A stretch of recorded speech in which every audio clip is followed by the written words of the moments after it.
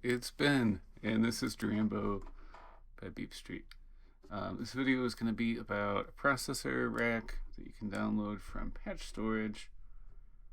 Right now it's just called Ensemble, and it is a very simple sort of ensemble chorusy effect, but I thought it was worth kind of talking through how it works because there's a lot of cool stuff that you can do with this principle.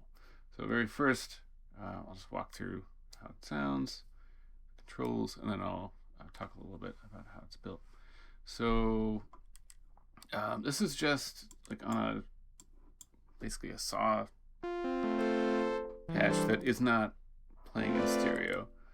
There's no stereo separation, but when you turn this effect on, it has a wet dry, you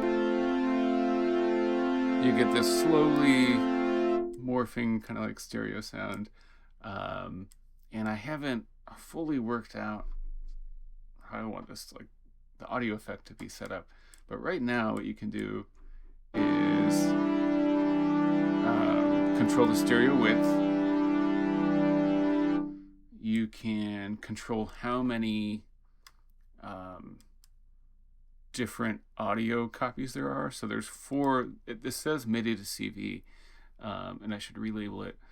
It's actually how many audio signals there are. So if we crank it up to 8, it's going to be a little bit more chorusy. Turn it down just a little bit. And then other things that you can do, basically you can change the speed of the modulation, of the delay, basically. Probably don't want to go up that high, but you can. Change the amount.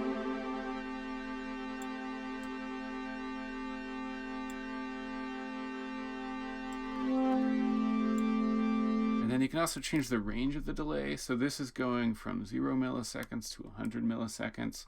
And each audio copy, or like voice of the audio, is going through a separate delay. It's being modulated slightly different from all the other copies. So it can be 0 to 100. It can be 0 to 1 second. If I can get this. So you can hear that delay there, really.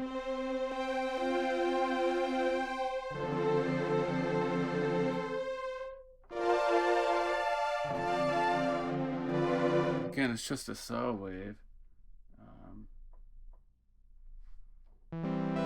Not all that interesting.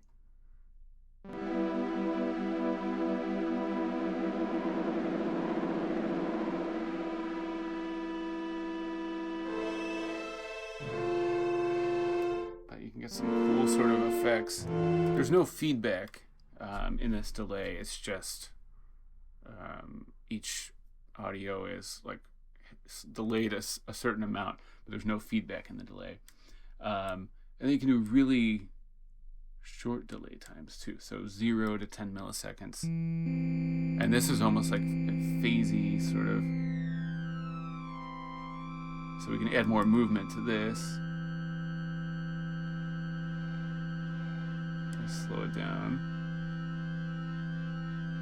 And then this control is basically changing how, for each audio copy or voice of the audio, how different the frequency is of the modulation.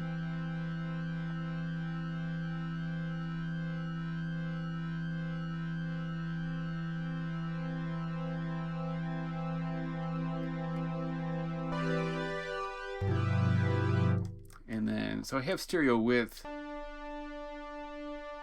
but there's also this pan control. So if we go to like just 2 audio voices, you're gonna see it's panned all the way down to the right, and so you just have to adjust this this modulation over here and basically get it where you want it, kind of set it equal.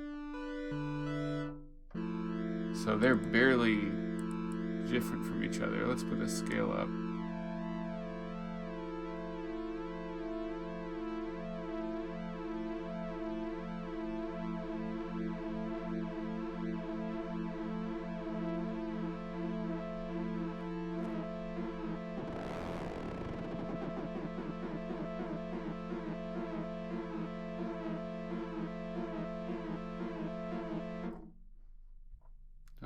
So that's pretty much it. Let's listen to something on a little bit more interesting. So this, I'm just gonna go back to like the bass.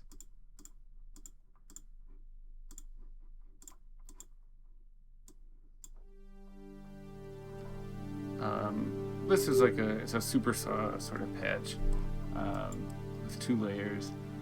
I think it sounds like a nice string machine sort of. It's got a little bit more movement. If we turn that on, so there's no stereo separation on this.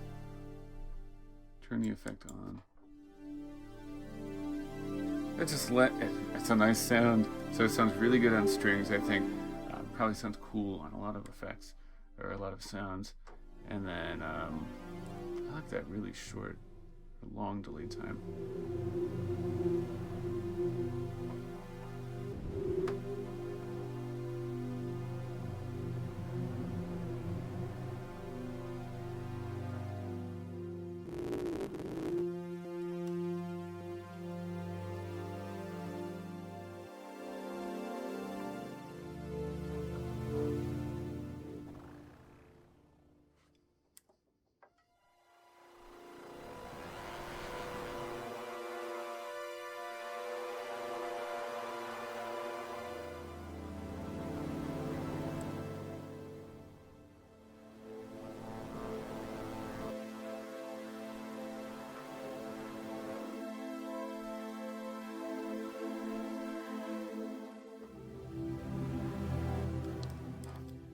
I enjoy this.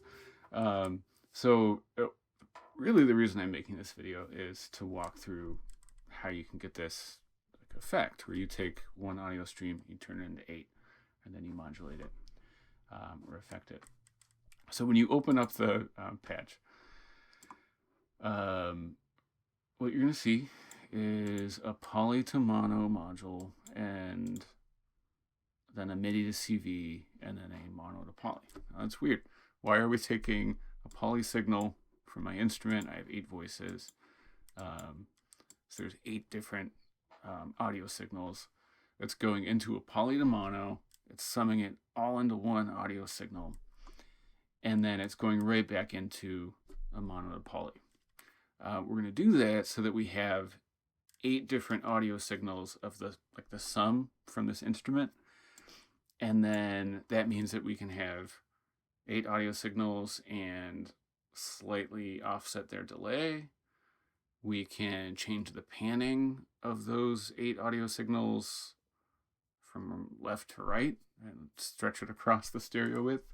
And then if we wanted to, we could add a filter module, and there would be 8 different filtered copies of those audio signal, and then we could modulate the filter or do whatever.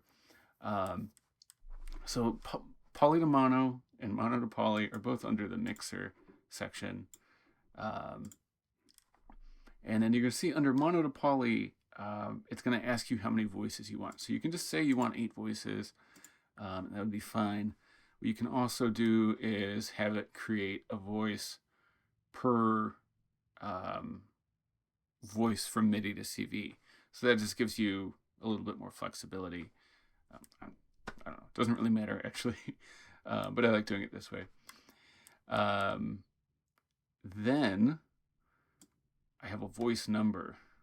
And what that's going to do is it's one extra way to modulate any of our other processor modules, basically. And it's just going to send a value based on what voice number is active, and in this case all of them are active. So to show you kind of what that looks like, I'm going to use the voice selector module also. I'm going to connect it. So now if I change from voice 1, there's no value, it's like 0. But if I go to voice 2, you're going to see the value skips. And this is just static. So it's basically like it's telling whatever it's being sent to that this is voice 3, this is voice 4, this is voice 5. And then it's going to modulate whatever it's being sent to by that value. So all the way up to 8, and it goes pretty high.